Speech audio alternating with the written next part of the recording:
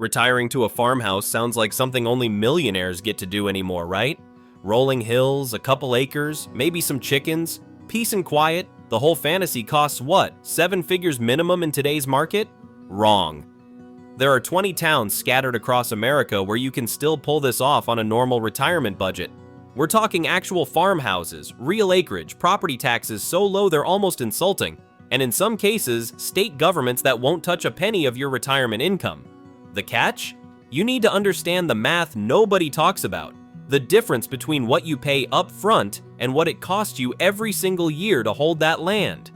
This isn't about finding the cheapest zip code and calling it a day. It's about matching your specific income situation to the right tax structure, accepting some calculated trade-offs, and letting the land itself work as your financial safety net. Clarksburg, West Virginia.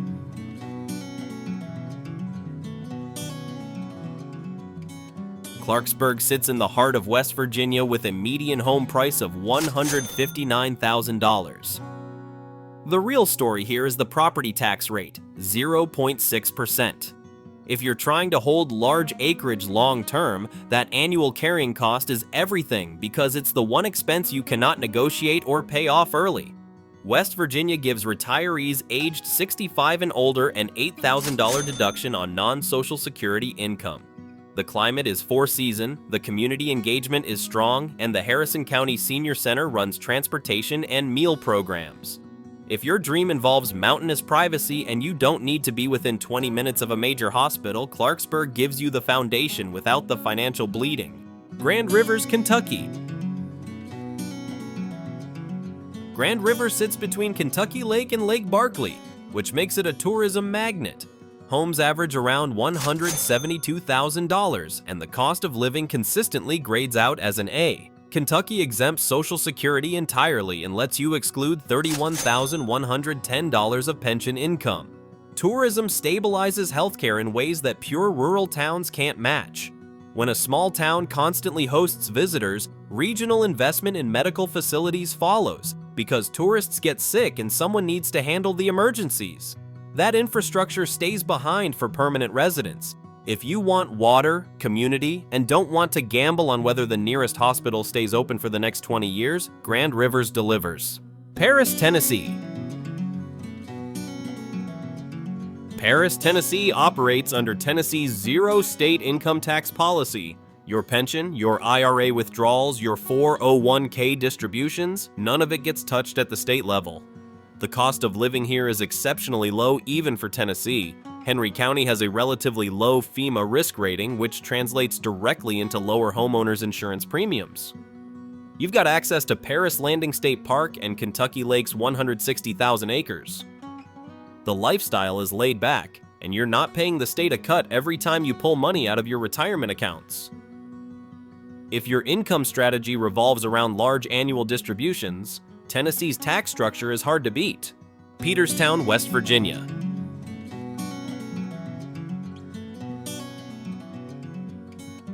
These towns exist for the retiree who wants maximum acreage and minimum neighbors. We're talking true seclusion. Older farmhouses, large plots, often fixer-uppers priced well below the state average. That 0.6% property tax rate makes holding vast acreage financially sustainable.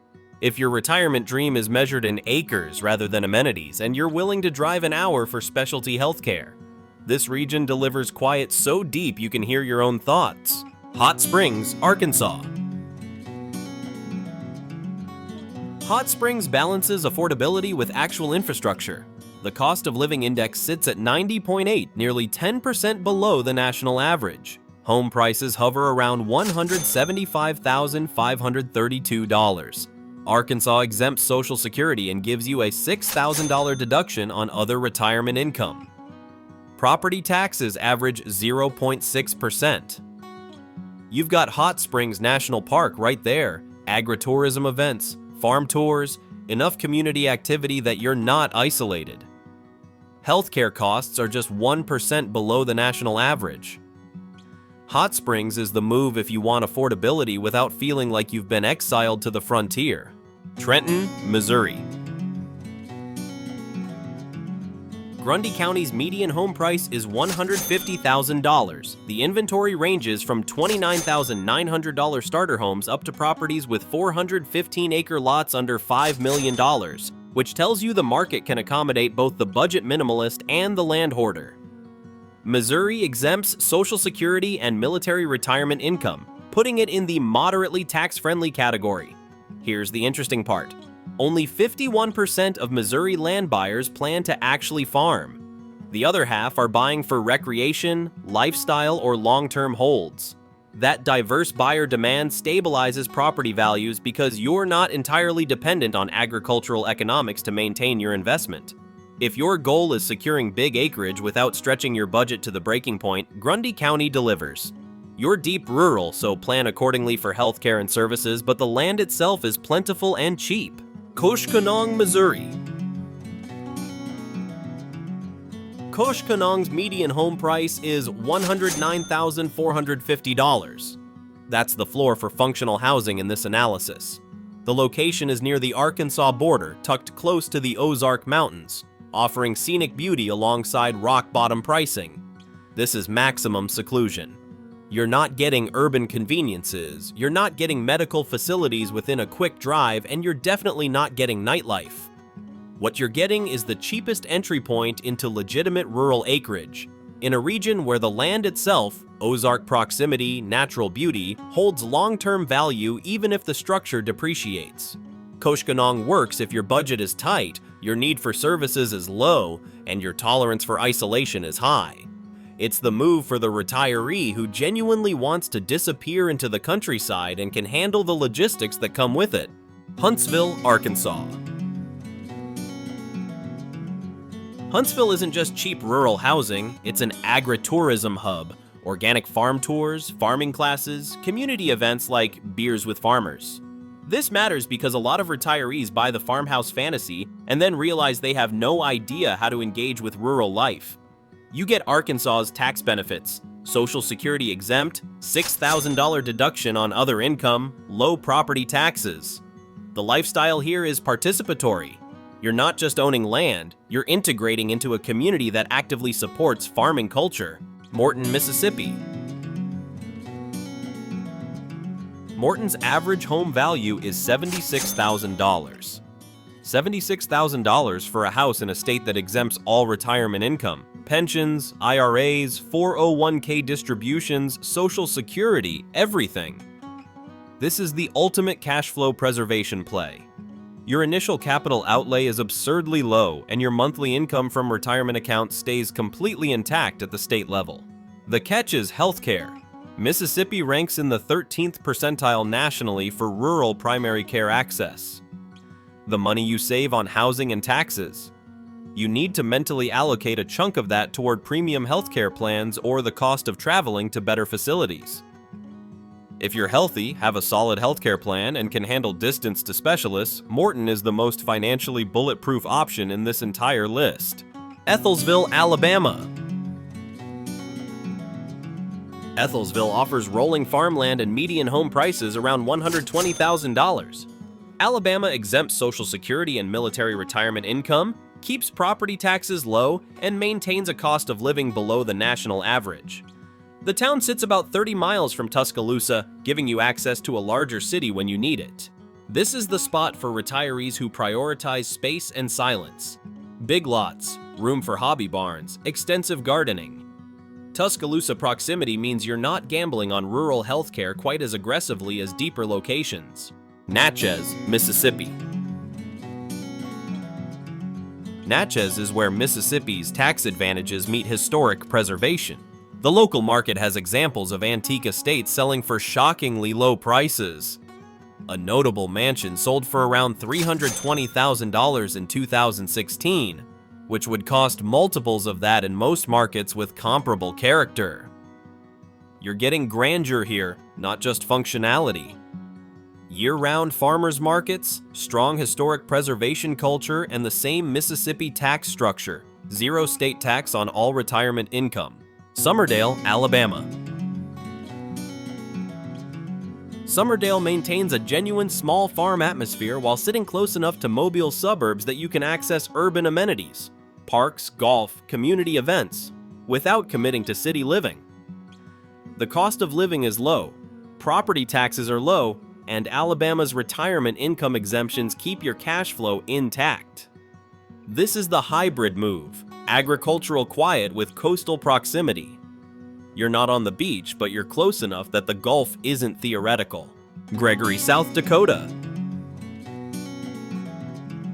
Gregory has a median home price of $129,000 and typical monthly housing costs, principal, interest, taxes, insurance of $589. South Dakota has no state income tax. None. Your Social Security, your pension, your 401k withdrawals, all state tax-free. The property tax rate is 1.01%, which is higher than the Deep South's 0.6% average. But here's the math. If you're pulling large distributions from investment accounts, the elimination of state income tax far outweighs the slightly higher property tax. Gregory's population is around 1,200. You're getting small-town quiet and wide-open Great Plains space. Redfield, South Dakota. Redfield's median home price is $145,000. You're getting large yards, access to Redfield Lake, and the same South Dakota tax structure, zero state income tax. Community Memorial Hospital provides local access, with regional services in Aberdeen about an hour away. The lifestyle here is peaceful and outdoorsy. If you're comfortable with South Dakota's climate and want the tax benefits without going quite as small as Gregory, Redfield offers a slight step up in amenities while maintaining the core financial advantage. Luther, Oklahoma. Oklahoma's farmland averages $2,020 per acre, some of the cheapest in the country. Luther offers rural homes on 5+ acres listed around $350,000, and here's the critical detail. It's a 10-minute drive to Oklahoma City.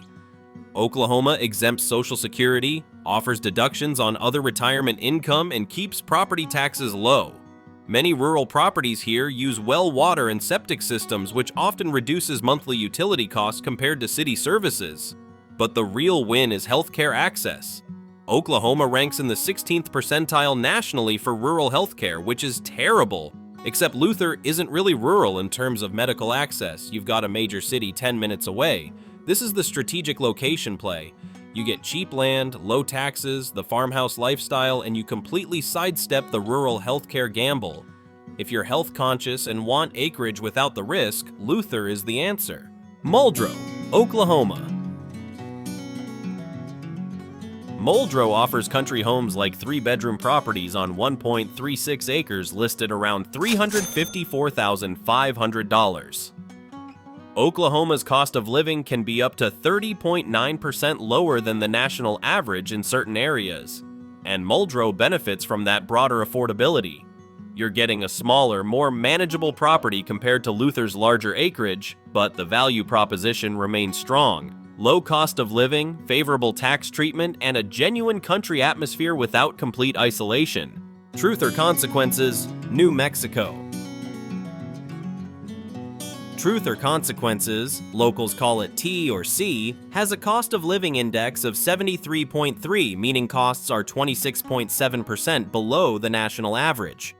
The average home price is $199,200. New Mexico's property tax structure is where this gets interesting. State law dictates that only 1/3 of a property's assessed value is subject to taxation. The effective rate averages 0.74%, but because you're taxing a reduced assessment, the functional burden is even lower. For retirees buying large acreage, this is the best long-term holding cost in the country. You're minimizing the fixed annual expense that you can't escape. T or C also has robust senior support through the Sierra Joint Office on Aging, subsidized meals, local transportation, case management, social activities like Tai Chi and line dancing. That infrastructure matters in a rural desert town where isolation could otherwise be a real problem. New Mexico does tax some retirement income, so you're trading a bit of monthly cash flow for dramatically lower landholding costs. If your priority is securing and keeping acreage over decades, T or C's math is unbeatable. Aztec, New Mexico. Aztec's average home price is $204,100. You're getting New Mexico's favorable property tax structure, access to cultural attractions, and outdoor recreation. The crime rate is moderate, which is a practical consideration often overlooked in retirement planning. Aztec offers a more town-centered lifestyle while maintaining the tax advantages that make New Mexico attractive for large landholders. Deming, New Mexico.